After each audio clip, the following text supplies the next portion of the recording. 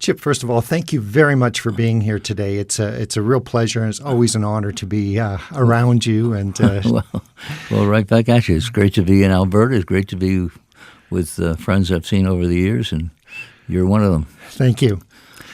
A lot of things changed for me, actually, back in 1973 when I heard Chip Taylor's Last Chance, and especially the very first song on there is called I Want the Real Thing, The Real Thing. Right. I kind of recognized in that song that there was a huge difference. There was a real thing, and musically there was a lot of heart and soul in some music, and in others there wasn't. And I was so glad that, you kind of identified and put that in such a nice way.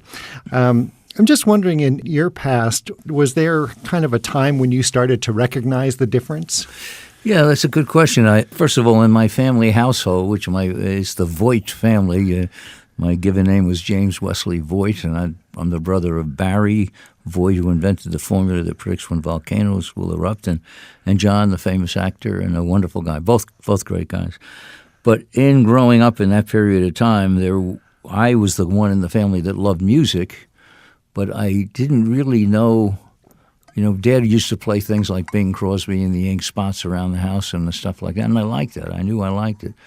And then I went to a Broadway play, and I heard the orchestra play, and I knew that did something for me wonderfully. It wasn't song. It was some orchestra arrangements in My Wild Irish Rose that gave me a physical chill.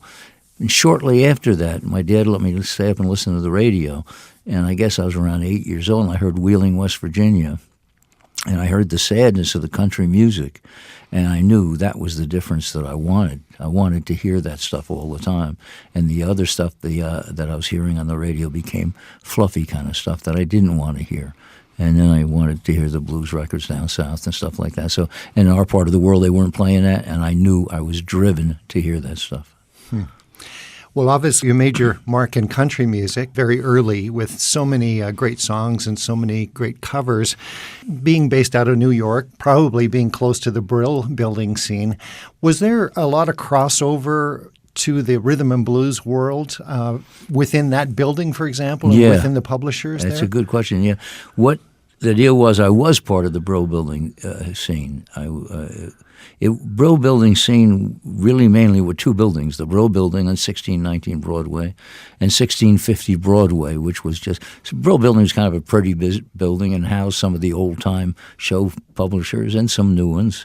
And the other more simple building, is just block with floors and rooms, was the kind of the heart and soul of the rhythm and blues community, the race records folks and some very cool people that lean to that kind of side of things. So in the building where I worked, you had Jerry Goffin and Carole King and Barry Mann, Cynthia Weil were over at the other building, but then you had Neil Diamond, but you also had Jimi Hendrix coming in to make a publishing deal. You had Juggy Murray up at the top floor, and Teddy Van, and these were all guys that made rhythm and blues things that had black record labels, and I was shoulder to shoulder with those guys and loved every minute of it. And then when I was in the studio doing my demos, most times it was somebody that was really astute, a black fella, a guy playing piano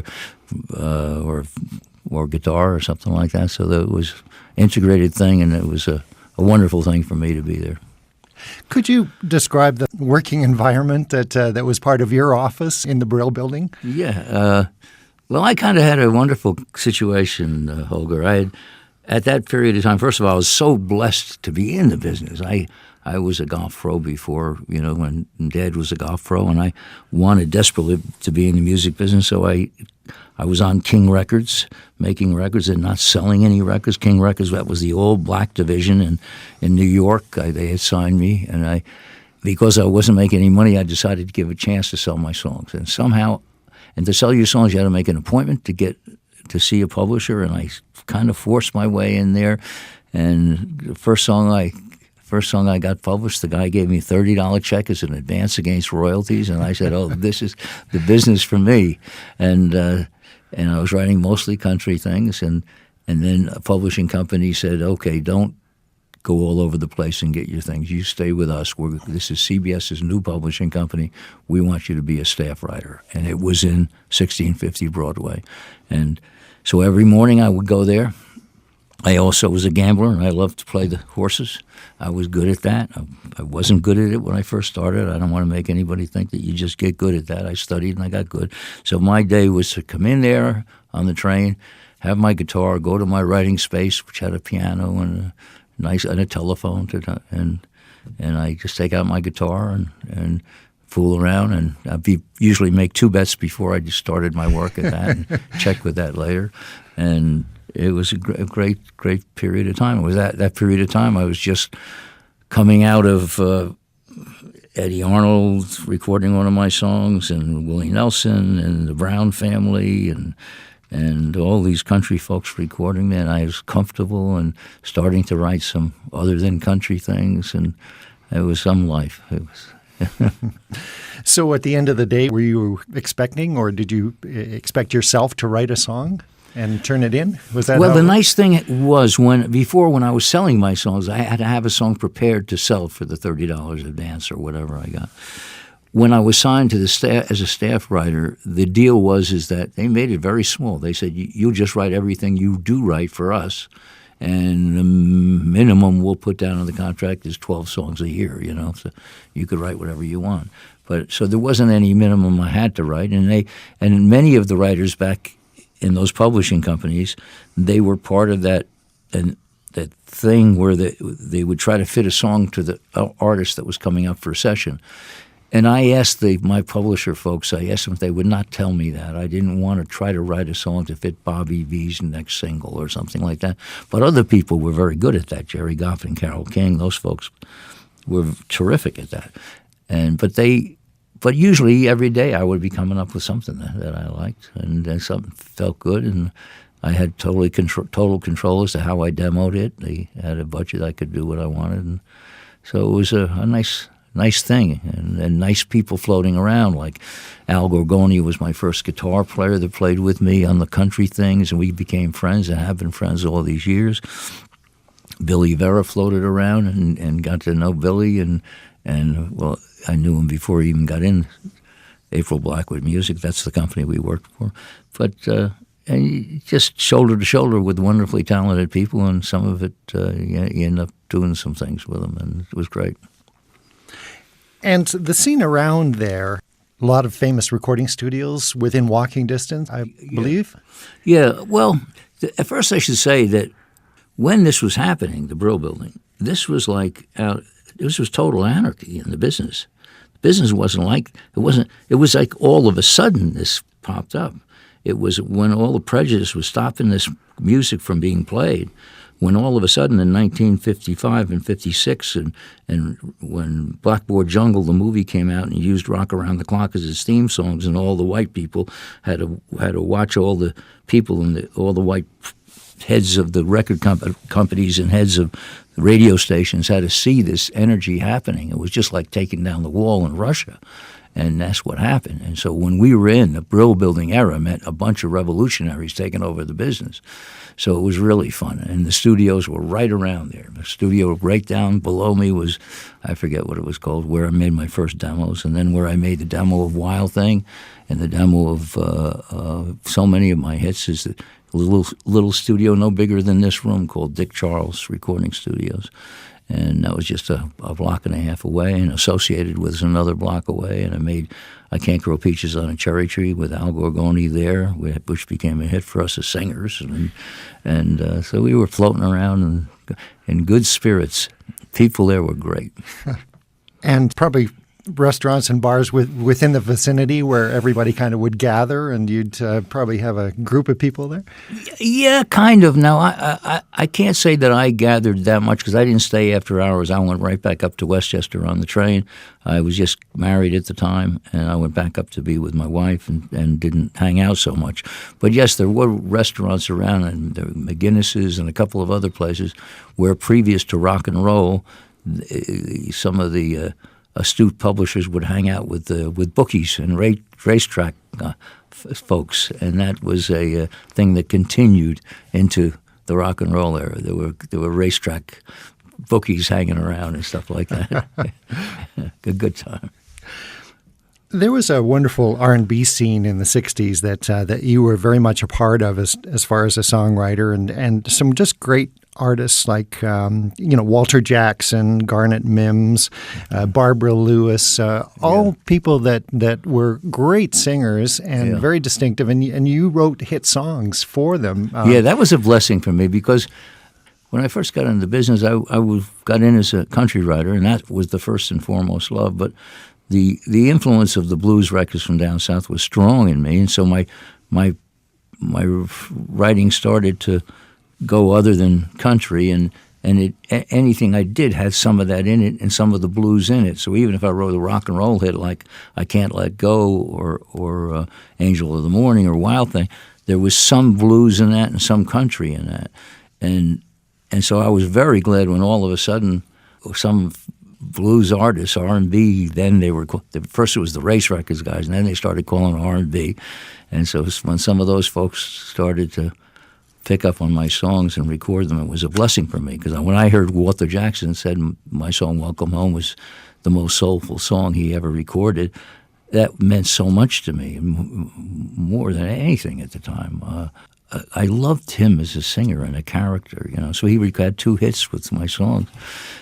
And again, I was just in the office doing my songs and getting out. I didn't socialize much, but here I was getting all these recordings. And a big influence in the rhythm and blues things was getting to know Jerry Ragavoy. Yes. Yeah. And through a friend, I met Jerry, and we decided to sit down and try to write one day. And out of that little writing session, it was so much fun writing with him. He was so organic, and I was too. And one of the things for me writing is I like to write by myself, because I like to. When you write with somebody else, you gotta edit what you say, because you don't want to be thought of as a fool, But when you're with yourself, you can just be a fool until something magical comes along. But with Jerry, we were both so organic that I didn't have that inhibition with him, and we wrote "I Can't Wait Until I See My Baby's Face" for the first time, and fairly quickly. And I loved it. It was different than I could have written by myself. It was a good combination of the two of us. And we continued on doing some things. So, Try, yeah. It was well, you know what happened with Try? Holger, this is a kind of interesting story. We had written Try as a ballad for Garnet Mims. Again, I was very much into the horses at the time. And I think it was a Sunday. Jerry called me on the phone, and he said, "Chef," he said, you know the song we wrote the other day for Garnet, Try? He said, "You think you can change it into an up-tempo song?" Because we did it like a Otis Redding kind of thing originally. And I said, yeah, I'm sure I can. I said, when do you need it by? He said, tomorrow. And I knew that day I wanted to be at the racetrack to bet a horse, because my bookie had just dropped me and I needed to go to the racetrack to bet the horse. So I wanted to do this quickly. So what I did was I took a song that I already had. It ended up being a hit by Cliff Richards in England. And I took that song and I kind of got the groove of it, because I always loved the groove of it. And I started to put the words to Try in it. And I had it pretty quickly, and I went down in the morning at 10 o'clock, and I said, okay, I got it. And he listened to it. He said, oh, that sounds cool, and banged on the piano and had his reel-to-reel going. And before you know it, we had this song on demo in his little place. And I went out to the racetrack to do what I planned to do, and I had a good day. I totally forgot that he was bringing it to Lorraine Ellison, and then I heard all of a sudden that she had recorded it, and then Janice heard it and recorded it. Yeah. Things happen in the strangest ways. Just going back to King Records for a moment, would that have been Henry Glover who signed you to King? Yeah, can you imagine really? That? Yeah.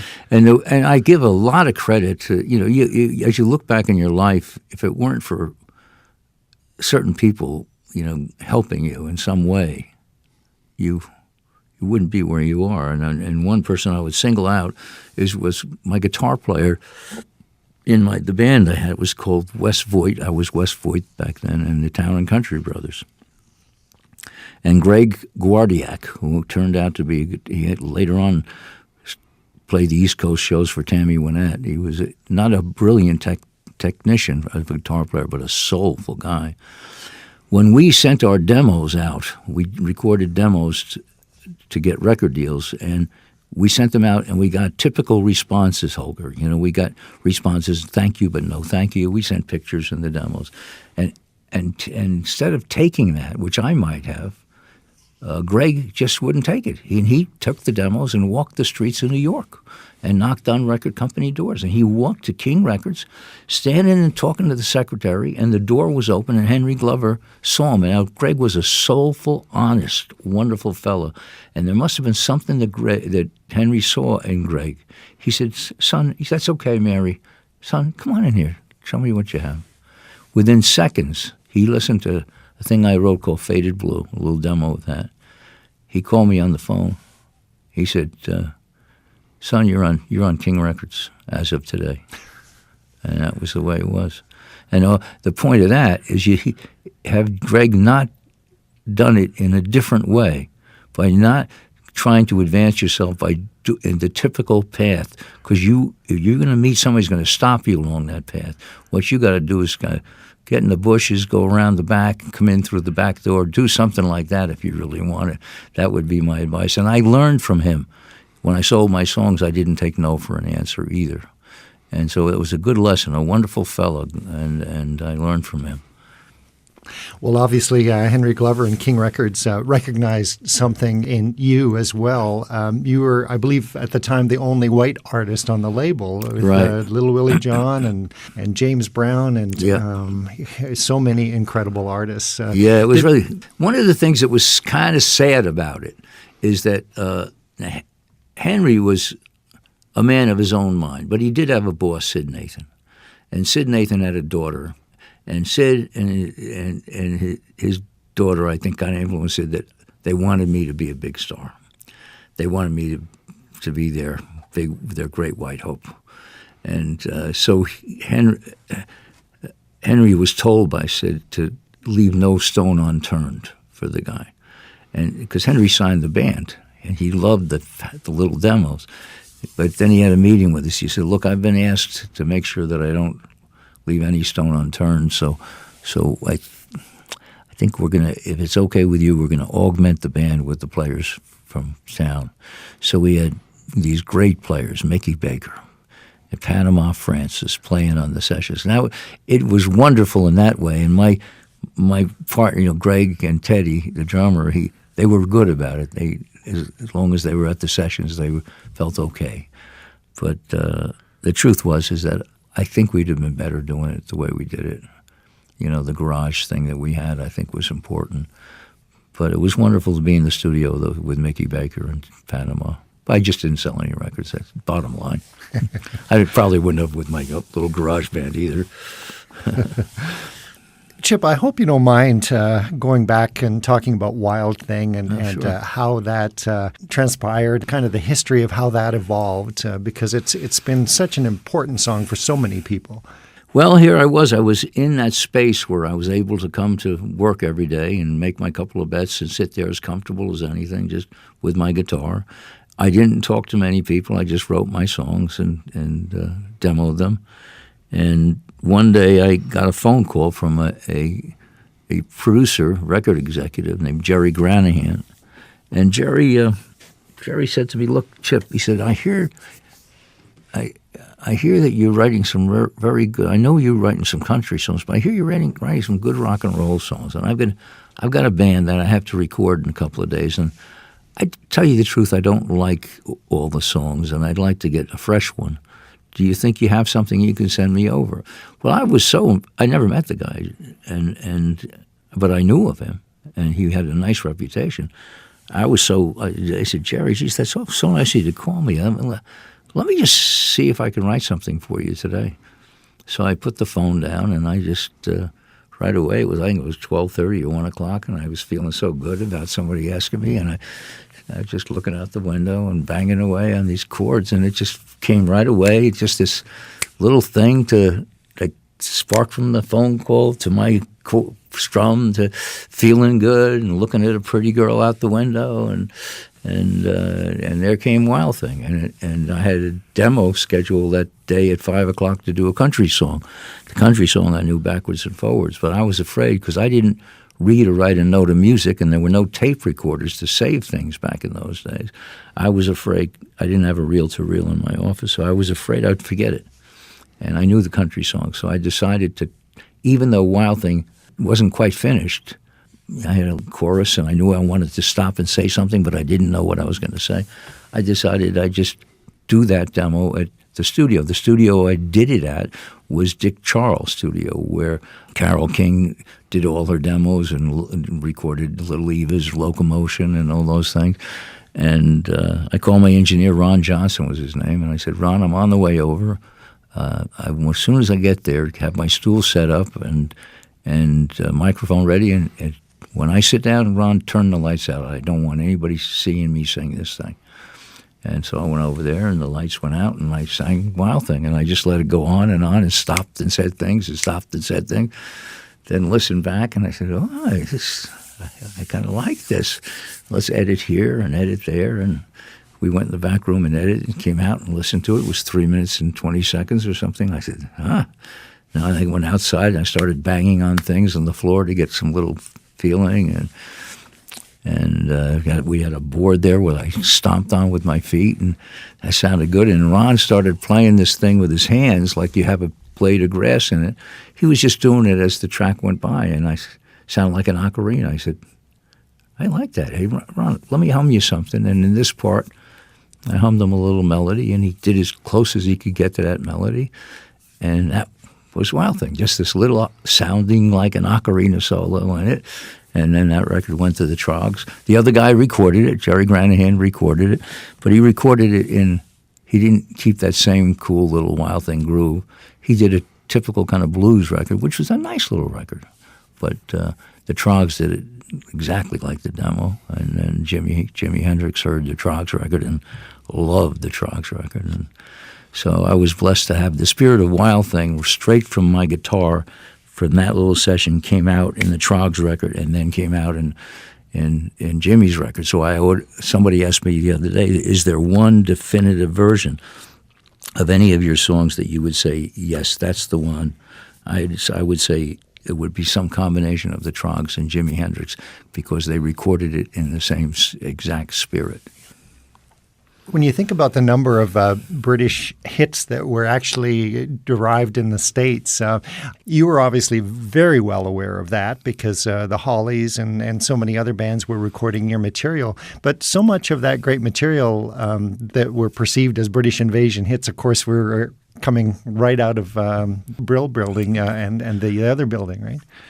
Well, the nice thing about what was going on in England and what was going on in the Brill Building era with the young folks taking over, there was a camaraderie there. I mean, there was always nice things said from the Beatles and the Rolling Stones about the right kind of things said about what the music they loved, and a lot of it was stuff that we were loving and we were making, and they liked what we were doing, and they were doing their own great things with it too. And so, but with a group like the Hollies, because they didn't write their own material, they were drawing heavily on what was coming out of there, and they just happened to like me, which was nice. Chip, as a huge music fan and fan of so much great R&B and that sort of thing, I'm just curious if I could ask you, I'm not familiar with a few of the covers that were done, and I'm just curious, what was the tune that Ike and Tina Turner recorded of yours? Oh, Ike and Tina Turner did Country Girl, City Man.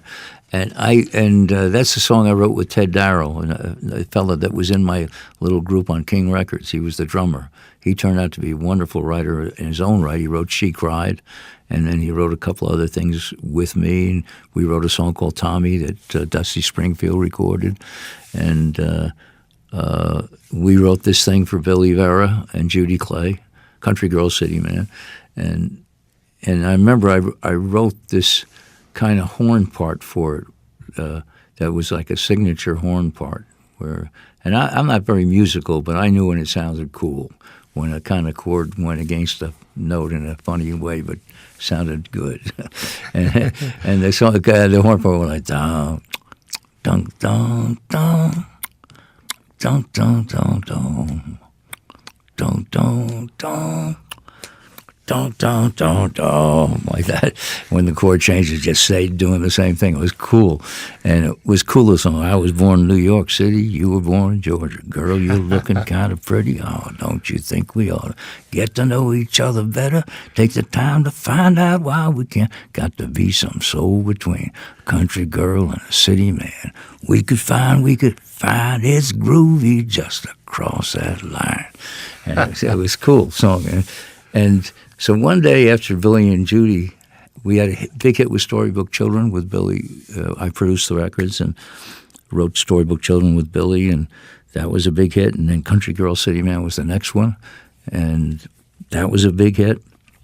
And then one day I'm listening to the television, and I'm saying to myself, television's on, I'm in the bathroom in the back, and I said, somebody stole my horn part.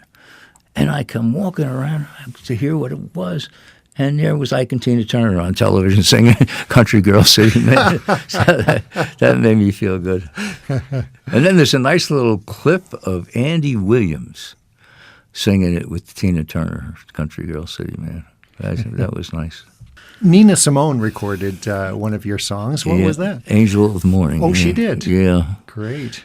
I mean, I had so many great versions of Angel of the Morning, and that's certainly one of them. And I guess if you picked one that sounded like the most sincere version of all time, that might be the one. But it's hard to beat the Merrily Rush and the Juice Newton. The original one of that was, I mentioned Al Gorgoni before. Al was a brilliant guitar player and one of the nicest people and most soulful people I ever met. We produced together, and we produced Evie Sands, which was a big thing for us.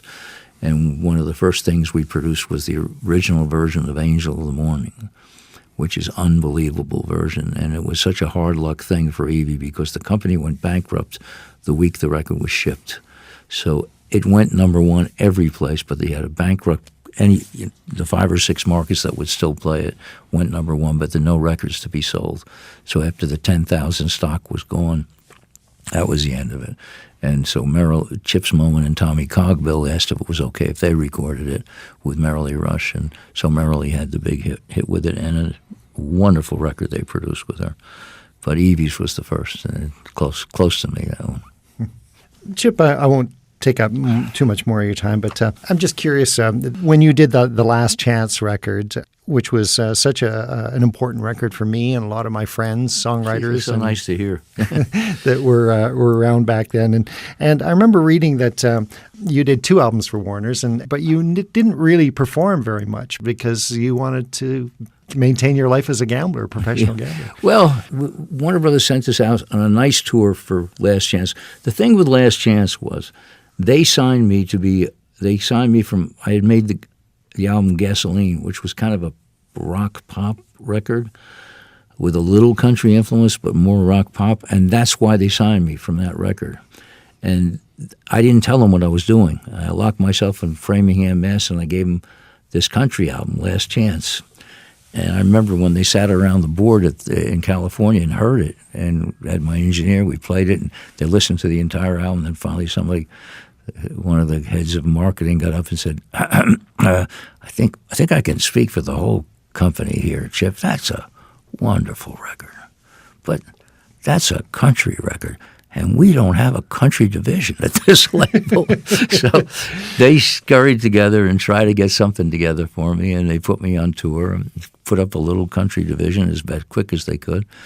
And then right around that period of time, they sponsored that, and I wanted to go on another little tour, but I didn't want to stay away from the track, like you said. So we built the tour around the racetracks in the United States, the second tour. How do you do that? We had a fund. We said, yes, we're within 50 miles of a racetrack here. We'll take that down. We'll take that down. And we had a fund. The band went to the racetracks all the time. And we had a little fun, and we all turned around and had a little extra money at the end of the tour. That was fun. Well, I can understand if you're at a casino and you're good at counting cards and that sort of thing, but how do you make money at a racetrack? Well, Holger, what the deal is any of that kind of stuff is scientific stuff. And like when I first started handicapping horses, I wasn't very good at it, but I do know when I'm dumb at something, and I wanted to be good at that. So I studied with a school acting teacher who did his teaching in the morning, went to the racetrack in the afternoon, and had a reputation of being a winner.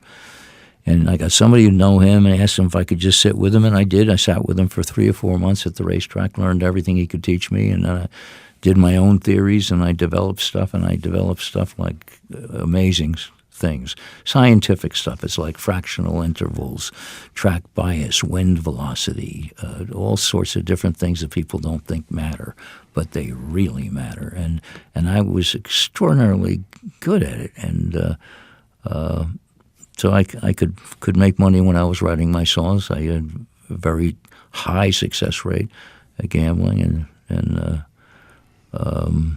when I went out on the road to try to keep it part of me, for a while it just took over, and then all of a sudden when I was having some problems in the politics of music back then, because when you were an alt country person in the 70s, you had to get the Nashville people behind you. The pop divisions couldn't handle you, so the Nashville divisions had to handle the old country. Well, they didn't like what Waylon was doing and Willie was doing. There was friction like crazy. Can you imagine when a New Yorker coming in there and doing it? So they made it very difficult for me in terms of promoting me, and they didn't want to. They didn't want to be forced to. And finally, gambling was taking over, and it just took over my life. From 1981 to 1995, I was a card counter horse player, and wrote hardly at all. Wrote something for Bonnie Raitt at that period of time. Papa Come Quick, wrote that with Billy. But then after, a big change in my life was my mom got ill in 1995. And I instead of going to the racetrack, I went to see her, and I started to play my guitar for her, like I did when I was 14, 15 years old, play her new songs. Each day I wrote another song to play her. And I see the look in her eye. And it was sweet, it was warm. And I just wanted to play for people the way I was playing for my mom. So I called my partner up that day, and I said, "You're not going to believe this, Ernie." I said, "But I am giving up gambling as of now, totally, because I want to get the feeling I've just had with my mom for the last 2 weeks, and I playing for people who want to see me, and I could never do it if I do try to do both at the same time." So that was it, and I did it, and I made the commitment. One of the first places I came, Neil saw me the first year when I made that commitment to myself. He saw me playing with Guy Clark in Nashville at Guy's live concert, and asked me if I would come up to Canada.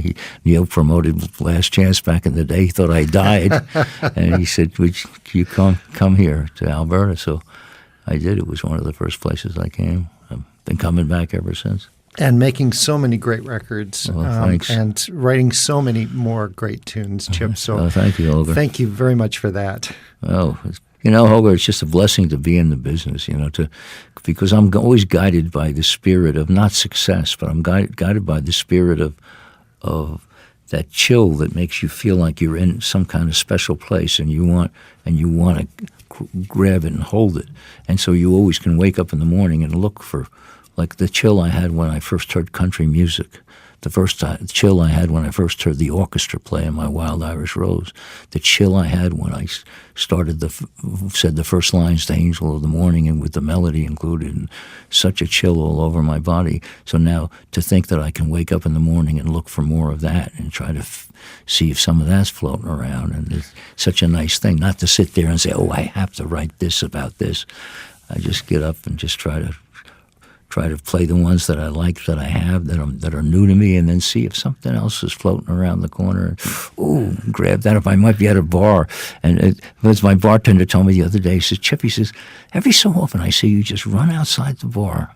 He said, "All of a sudden, and then you're back in 5 minutes." He said, "What do you do?" I said, "Something hit me for a spirit for some words against the melody that maybe didn't make any sense, but I went outside to press my button of my iPhone to save it and just to see what it was like." Well, 3 or 4 of the songs that are on my current album now came from little bits of things that came after I walked outside my Parnell's bar and put them down. Like I used to be a white boy and a couple of other things. I didn't know what the hell these things meant, but it just it felt so good, So.